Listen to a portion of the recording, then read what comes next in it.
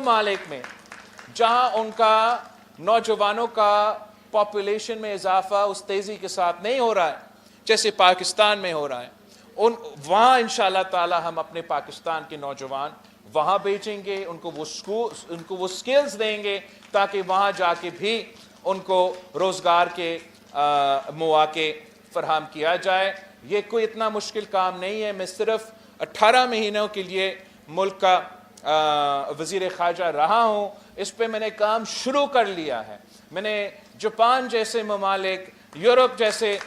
ممالک سے بات چیت شروع کی ہے، اس میں بہت انشاءاللہ تعالی گنجائش ہے کہ ہم ان پاکستانی کے لیے جن کو ہم وہ سکلز دلوا سکتے ہیں جو باہر شاید چین میں، شاید ایشیا پیسفک میں، شاید امریکہ میں، شاید یورپ میں ان کا ضرورت ہوگا، ہمیں مل کے اپنے نوجوانوں کو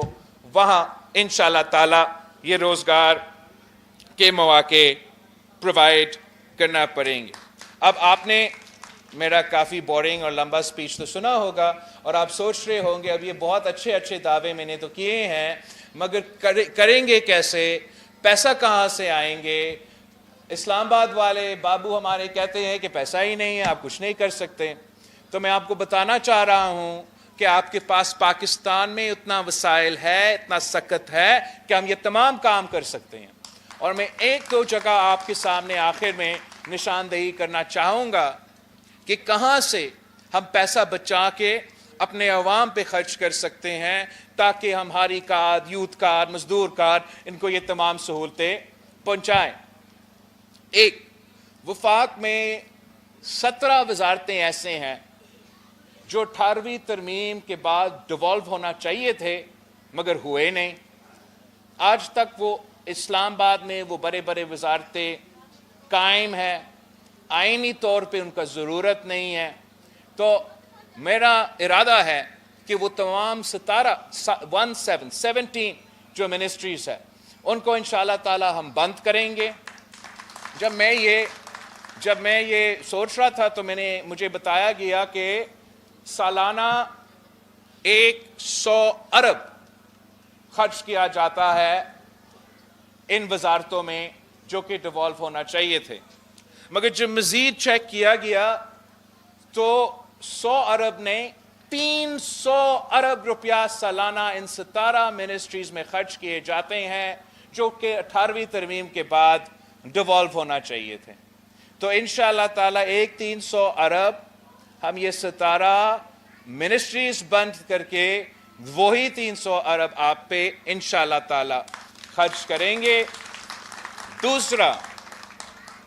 سبسڈیز کی صورت میں ہمارا اشرافیوں کو حکومت کی طرف سے سبسڈیز دیا جاتا ہے۔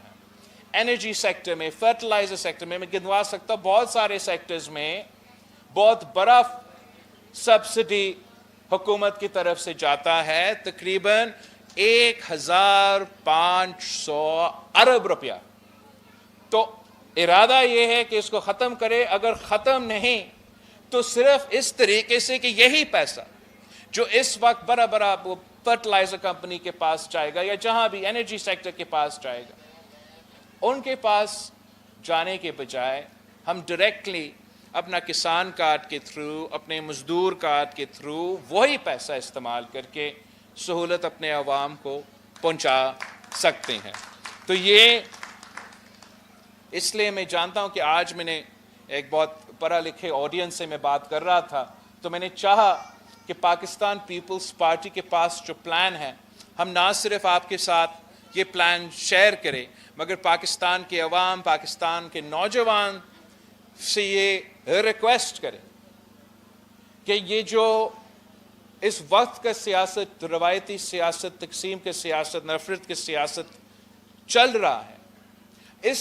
اس سیاست کو چھوڑ کے اپنا ملک کی ترقی میں، اپنی ملک کی تعمیر میں، اپنی ترقی میں اپنا حصہ ڈالے، پاکستان پیپلز پارٹی کے ساتھ دے تاکہ ہم مل کے نہ صرف اس ملک کی قسمت بدل دے مگر اس ملک کے عوام کی قسمت بدلے۔ میں ایک بار پھر